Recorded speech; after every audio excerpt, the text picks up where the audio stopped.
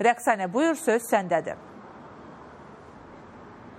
Bəli, Çinarə, Daxili İşlər Nazirliyinin Baş Dövlət Yol Polisi İdarəsi skuter sürücülərinə müraciət ünvanlayıb, istifadəçilərinə müraciət ünvanlayıb və qeyd olunur ki, son dövrlərdə elə paytaxt Bakıda, yəni ölkəmizdə mobillik vasitələrindən istifadə edilməsinin daha çox olması sevindirici bir haldır. Amma buna baxmayaraq qəza riskini də özündə daşıyır və elə buna görə də bəzi məqamlara xüsusilə diqqət yetirmək lazımdır. Çünki diqqətin yayılması yolda faciəyə səbəb ola bilər və bu baxımdan da elə Baş Dövlət Yol Polisi İdarəsinin müraciətində də deyildiyi kimi skuter istifadəçiləri, yəni fərdi mobillik vasitələrindən istifadə edən şəxslər mütləq şəkildə onlar üçün ayrılan zolaqlarla hərəkət etməlidirlər və eyni zamanda qeyd olunur ki, qəza riskini yaradan əsas səbəblərdən biri də bir skuterdən və yaxud da velosipeddən istifadə edirlərsə, bir şəxsin bunu sürməsi əvəzinə iki şəxsin eyni anda bir skuterə minməsi olur ki, və bu baxımdan müvazinə tarazlığı pozulur. Tarazlıq pozulduğu halda da yıxıla bilərlər, eyni zamanda digər hərəkət iştirakçılarına da, yol hərəkəti iştirakçılarına da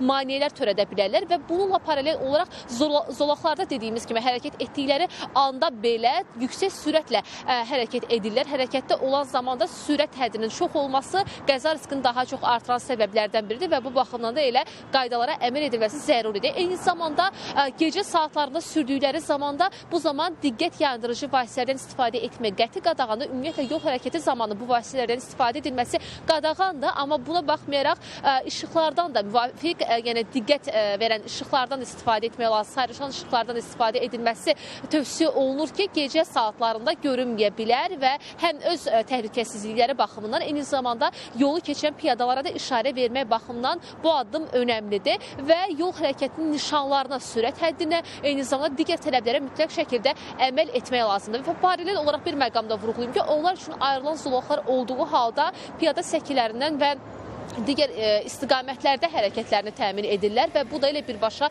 qəza riskinin yaranmasına səbəb olur. Ona görə də Baş Dövlət Yol Polisi İdarəsinin ünvanladığı müraciətin detallarını və tövsiyələrini diqqətdə saxlamaq lazımdır, qəza riski yaranmasın deyə. Çatdıra biləcəyimiz informasiyalarsa bu qədərdir. Baş Dövlət Yol Polisi İdarəsinin müraciətini diqqətinizə çatdırdıq. Söz yenidən sizdədir. Təşəkkürümü bildirirəm. Rəqsanə məlumatı bizə ötürdüyünə görə.